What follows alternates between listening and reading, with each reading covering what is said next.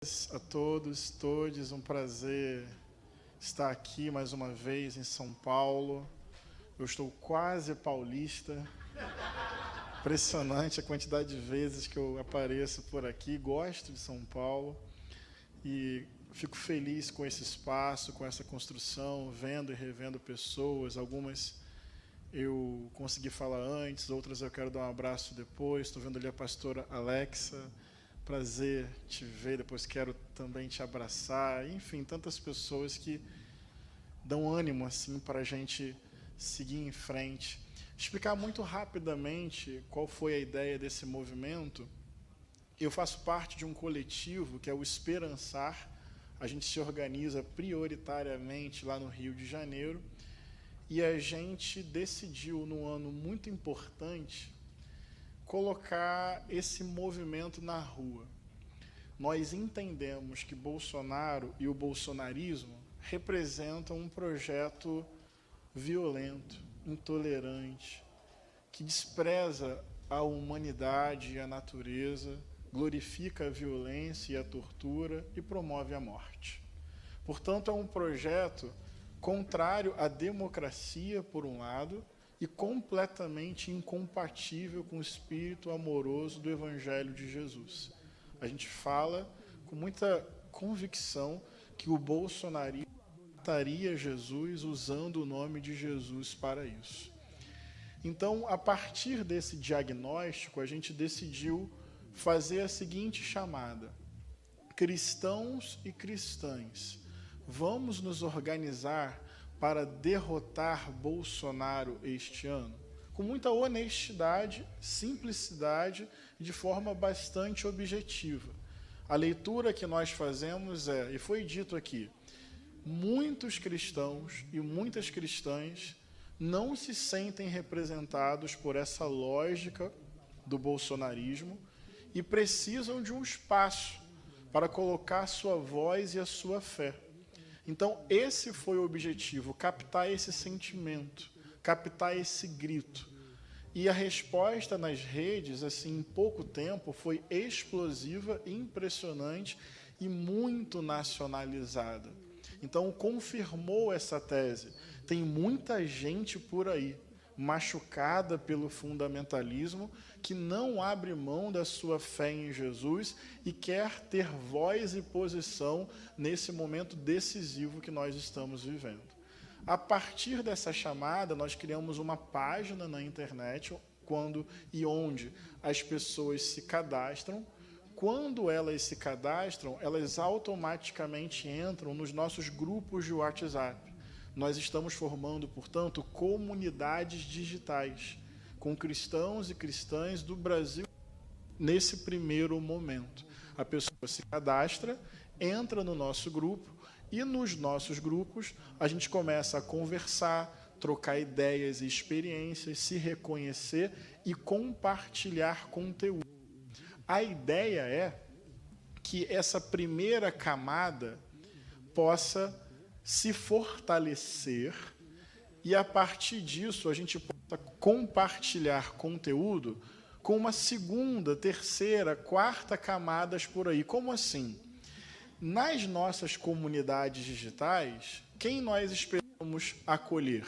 Cristãos e cristãs machucados e machucadas pelo fundamentalismo e que querem se colocar a partir da sua fé enfrentando o Bolsonaro e o bolsonarismo. Então, na verdade, não é um espaço ainda de ampliação, é um espaço de coesão, de consolo, de troca, de reconhecimento e de fortalecimento. Não é aí que se amplia. Aqui se coesiona e se organiza. A gente se reconhece, gente do Brasil inteiro. A partir dessa primeira camada, e o que nós estamos descobrindo é que ela é muito maior do que se supõe, tem muita gente com essa ferida e com esse grito. Com essa galera toda, a gente espera compartilhar conteúdo, vídeos, áudios, cards, que as pessoas possam pegar e aí sim, cada pessoa levar isso para a sua igreja, para a sua família, para o seu trabalho. Então, vocês entendem a lógica? Uma primeira camada que se coesiona, se organiza, se fortalece. Gera entre nós um conteúdo. Por quê? De forma didática, corajosa e amorosa. Porque o bolsonarismo é completamente contrário ao espírito do Evangelho. Textos bíblicos, reflexões, vídeos, cards, memes, pequenos áudios, circula entre nós um conteúdo que você pode pegar e traduzir isso e compartilhar isso com a sua família, com a sua igreja, com seus amigos, suas amigas e por aí vai. Então, essa é a estratégia de rede. Só que nós também começamos a sentir um desejo de espaços presenciais. Fizemos um lançamento no Rio, estamos fazendo hoje em São Paulo, tem uma articulação para fazer em Fortaleza, tem demanda para fazer em Porto Alegre, e nós desenvolvemos camisa, adesivo, bottom e panfleto. Lá no Rio de Janeiro, nós já vamos começar a semana que vem, banquinhas de rua, para conversar com as pessoas, entregar material e trocar ideia. Além de plenárias, rodas de conversa, espaços de cultura, não é um movimento assim centralizado. Ele parte do esperançar, mas ele vai ganhando autonomia a partir de cada localidade. O que a gente tem é esse espaço de comunidade digital, compartilhamento de conteúdo. E cada espaço vai desenvolvendo as suas estratégias e fazendo a tradução disso, das redes para as ruas. A nossa ideia é, com isso, fazer a nossa parte nesse momento tão decisivo que nós estamos vivendo. Nós estamos elencando alguns valores. Nós entendemos que Bolsonaro e o bolsonarismo representam essa lógica de morte. Não é uma direita qualquer, é uma extrema-direita autoritária e violenta. Quais os valores que nós definimos desde o início? Democracia, Estado laico, diálogo interreligioso e respeito à não crença religiosa, direitos humanos, justiça social e ambiental, celebração da diversidade e combate às opressões, ao racismo, ao machismo, à LGBTfobia. A partir desses valores que nós entendemos que são coerentes com o espírito do Evangelho, essa é a nossa consciência, a nossa postura diante da vida, nós queremos, então, fazer o enfrentamento pedagógico nesse ano. É um ato de amor, essa expressão, é porque queria poder falar isso com muita tranquilidade para vocês.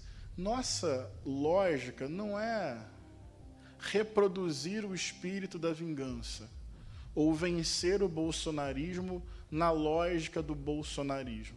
Para nós, o amor não é uma abstração, é uma ética, é uma postura.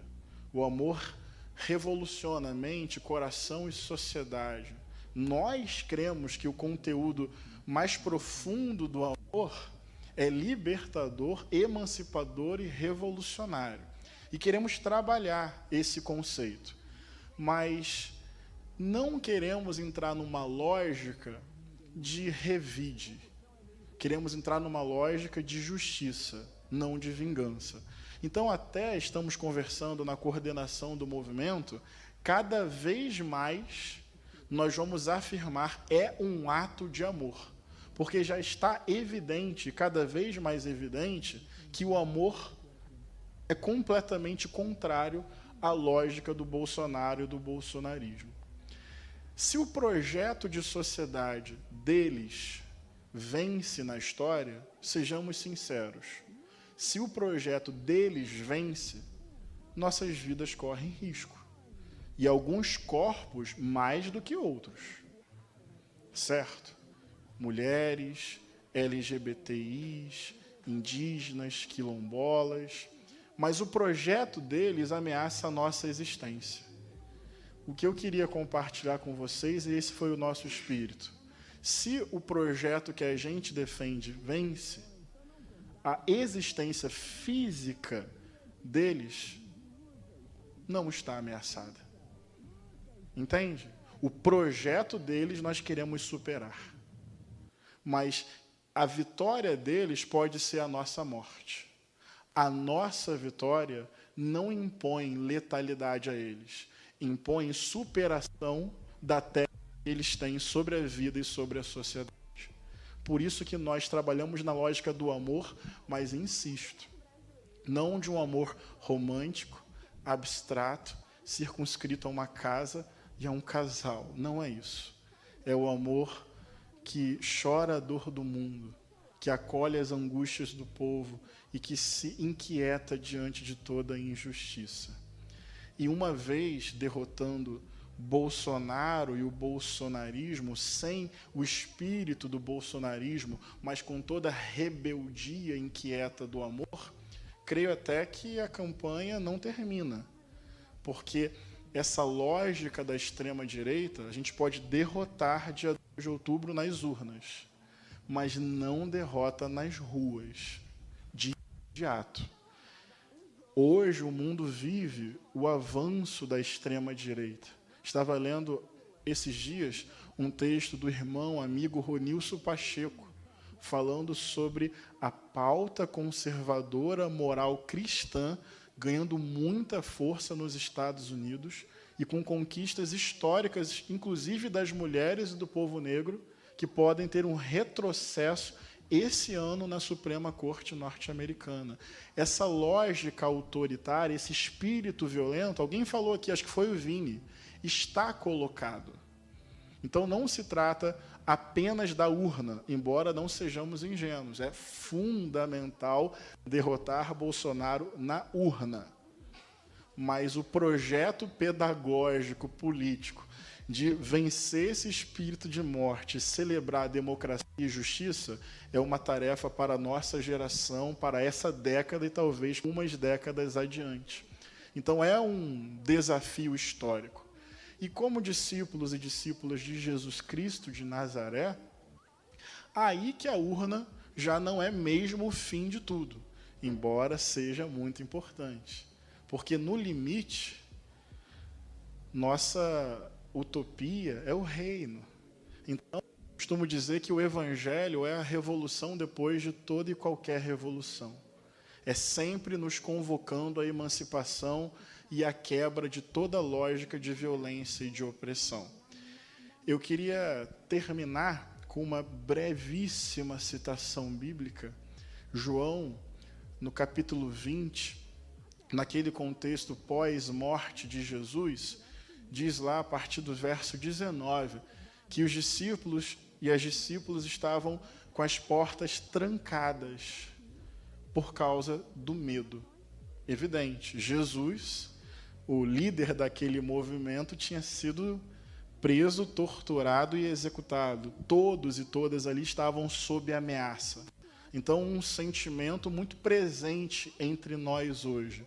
Angústia, medo, uma certa sensação de impotência diante das estruturas de poder, da influência do templo nos processos políticos. Eu consigo nos ver nessa cena. Portas fechadas, uma certa angústia, um olhar tenso e esse medo diante dessa lógica de morte que parece, sejamos sinceros aqui, sem medo, parece muito mais poderosa do que a gente. Com muita facilidade e mega estrutura, eles reúnem milhares de pessoas. A correlação de forças não é exatamente favorável para a nossa tese de vida e de fé. Então, eu nos vejo nessa cena de João capítulo 20. E como pastor, chega para mim muito isso. Essa lógica aí não é uma lógica abstrata. Ela interfere na vida das pessoas. Depressão, ansiedade, medo. Fere o coração. E esse sentimento de fraqueza e de impotência, como é que reage? Como é que faz? Como é que esse jogo muda? Será que a gente é o próximo corpo definido para a barbárie? Mas, para concluir, não, é mentira. Tem um pouquinho mais, eu já vou concluir. Eu confesso que eu faço um uso irresponsável do para concluir, numa tentativa de ludibriar as pessoas para que elas prestem atenção em mim um pouco mais. Mas eu não vou demorar, enfim, tenho bom senso. Mas João capítulo 20, nesse cenário, vocês estão visualizando comigo? Discípulos e discípulas. A cruz é uma memória recente. Um amigo morreu. Mas não morreu de qualquer forma. Nesse cenário, diz o texto bíblico, que Jesus de Nazaré, ressurreto, entra naquela sala, se coloca no meio daqueles irmãos e daquelas irmãs e diz assim: a paz ao coração de vocês. Vocês conseguem visualizar a potência disso? Eu também estou visualizando isso entre nós. A presença de Jesus. Em primeiro lugar, atenção ao que eu vou dizer, quando Jesus chega e se coloca ali no meio, primeiro, ele deseja shalom, paz, ao coração de cada amigo e de cada amiga. Porque tem algo muito firme em meu coração, Simone. Nós não somos máquinas militantes. Nós somos pessoas com família, com memória afetiva, com insegurança pessoal, com ansiedade, alegrias e tristezas. Muitas vezes, o ambiente da militância também se torna muito de máquina e pouco de gente. Primeiro, Jesus olha para aqueles amigos e aquelas amigas e deseja paz, cuida do coração. E eu queria poder dizer isso para vocês hoje. O mundo já é muito duro. Os inimigos históricos são violentos. Tudo bem entre nós ter divergências, isso é saudável. Lugar que não tem conflito e divergência, eu diria que é perigoso. A questão que eu desejo para nós é que os nossos espaços não nos adoeçam mais que o mundo que nós queremos transformar. Que entre nós haja solidariedade, que entre nós haja espírito de reconciliação, que entre nós haja diálogo, pedido de perdão, que entre nós haja quebrantamento de coração, que nós, na luta, que já é tão dura, vamos cuidar uns dos outros e umas das outras. Tem aí uma beleza quilombola, tem aí uma lógica circular, tem aí não máquinas militantes, mas pessoas de carne e osso que conseguem se reconhecer e se amar. Já vi muita gente quebrando na militância, não por causa dos adversários históricos, mas por causa da própria militância. Jesus chega e a primeira coisa é cuidar do coração e desejar paz para aqueles amigos e amigas que estavam sob angústia e medo.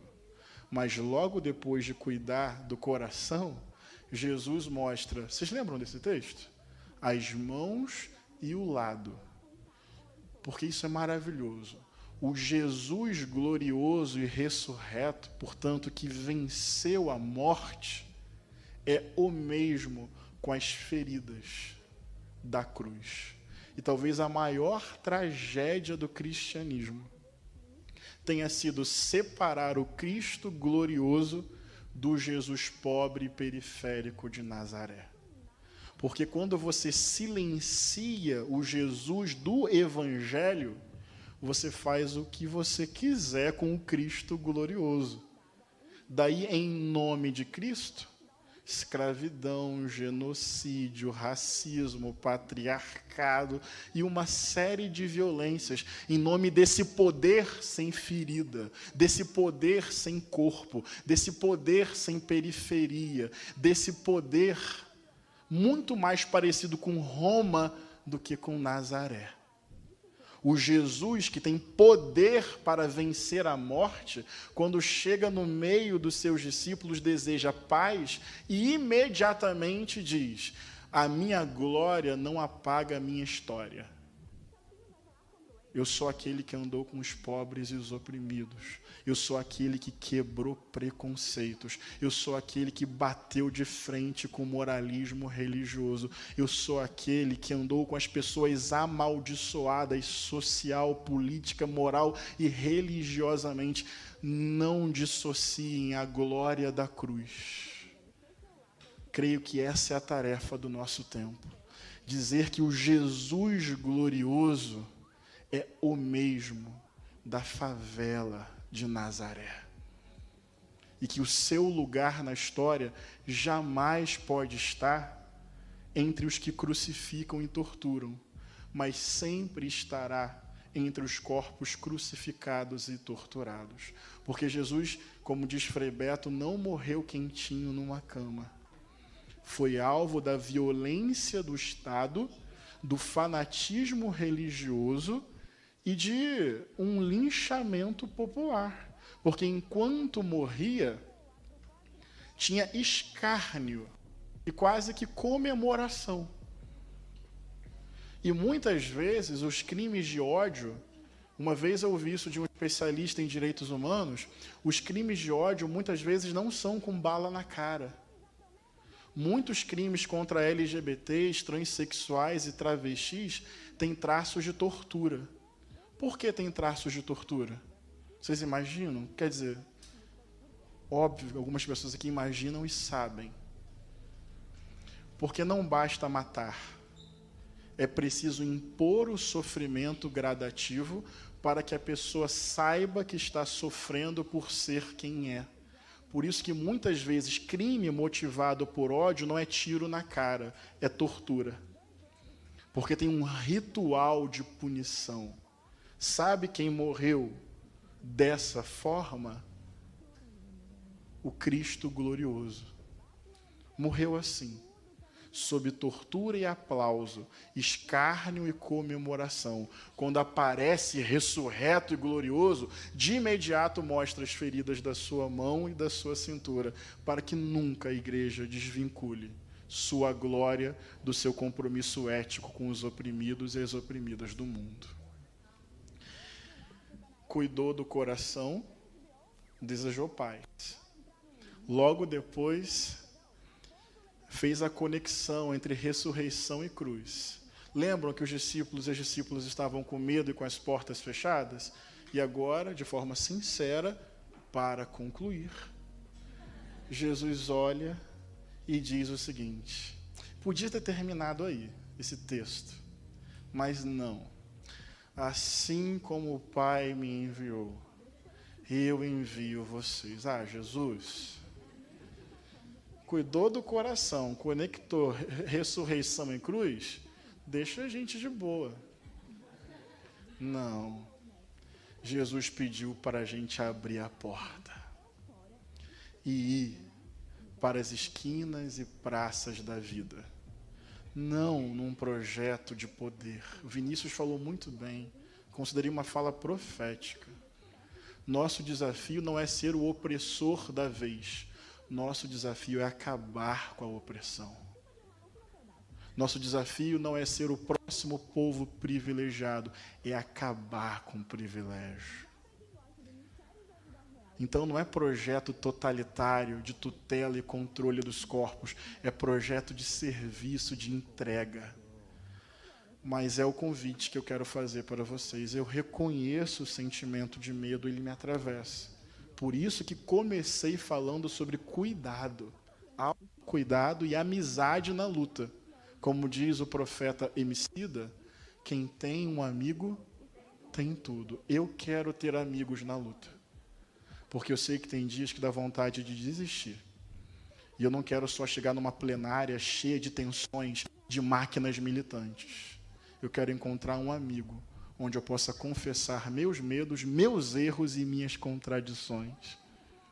Não num ambiente de cancelamento, mas de restauração e reconciliação. Por isso eu comecei falando sobre cuidado consigo, cuidado mútuo, reconciliação e perdão entre nós. Mas dito isso, sim, Jesus nos chamou para que não sejamos paralisados pelo medo. A vitória da extrema-direita autoritária é tentar ganhar da gente sem que a gente sequer entre na luta. Eles são tão poderosos que você vai dando passos atrás, passos atrás, passos atrás. Eu não estou propondo um otimismo ingênuo, mas eu estou propondo brilho nos olhos. Porque se for só com recuo, a gente não consegue enfrentar o espírito do medo e transformar a realidade. E não estamos sozinhos. Jesus, aí termina de forma melhor de novo. Eu envio vocês. Que lugar é esse? O mesmo lugar que tinha matado Jesus. Entendem o perigo do envio? Mas Jesus sopra sobre eles o quê? Arruar. O vento não patriarcal ou antipatriarcal. O Espírito de Deus. Não estamos sozinhos. Eles podem ter o poder do dinheiro, o poder da mega estrutura, o poder da indústria gospel, o poder de um canal de televisão inteiro para eles. Eles podem ter o poder lá em Brasília. Mas se nós tivermos dentro de nós o Espírito, nós podemos nos multiplicar sem que eles percebam. Porque esse é o milagre do Evangelho. O fim da história para o Evangelho não vem de Roma, vem de Nazaré. Da periferia, da margem, do grão de mostarda, das pequenas rodas. Vem uma efervescência que aponta o futuro de Deus na história. Que Deus nos abençoe assim, com paz, com presença de Jesus entre nós, envio e unção do Espírito Santo, para que possamos com amor fazer a nossa parte. O templo entregou, o Estado matou, a ordem impôs, mas Jesus, desobediente e rebelde, ressuscitou. A ressurreição é uma insurreição. A ressurreição é uma rebeldia. A ressurreição é a vida driblando a morte. A ressurreição é o protesto de Nazaré contra o poder de Roma. A ressurreição é a teimosia insistente da vida. Sabe, que Deus nos abençoe. Sem projeto de poder, mas com projeto de serviço e de entrega. E se perdermos, guardem o que eu vou dizer agora. Felizes os que choram. Prefiro chorar ao lado dos oprimidos do que sorrir ao lado dos opressores. No limite, nós não somos chamados ao pragmatismo da vitória imediata. Somos chamados e chamadas a uma fidelidade radical à causa do Evangelho. Difícil, estreito, desafiador. Mas se for para perder, e no horizonte da história não perderemos, porque somos mais que vencedores, mas não é a vitória do poder que nos importa. Entendem? Entendem? Eu senti muito medo quando o Bolsonaro ganhou. Eu fiquei um dia sem falar. E quem me conhece sabe que isso é um milagre, porque sou tagarela. Mas eu não conseguia me comunicar. E teve uma hora que Deus me deu uma tranquilidade no meu coração. Quando eu ouvia as buzinas na rua, Brasil, viva Brasil. Quando eu ouvia um sarcasmo entre vizinhos, teve uma hora que eu tive essa sacada. Melhor a minha lágrima do que esse riso. Guardem isso. Mas eu quase posso apostar, nosso sentimento dia 2 de outubro não será esse. creio que venceremos. Creio que venceremos. Mas quando ganharmos a eleição, Vinícius já profetizou aqui. Estruturas de poder continuarão diante de nós. E nós continuaremos com Espírito Santo dentro de nós. Até que, aí eu vou colocar a minha teologia assim, muito sinceramente. Até que Jesus venha, resolva tudo, e um céu colorido, multirreligioso, apareça diante de nós para a gente brincar de amor por toda uma eternidade.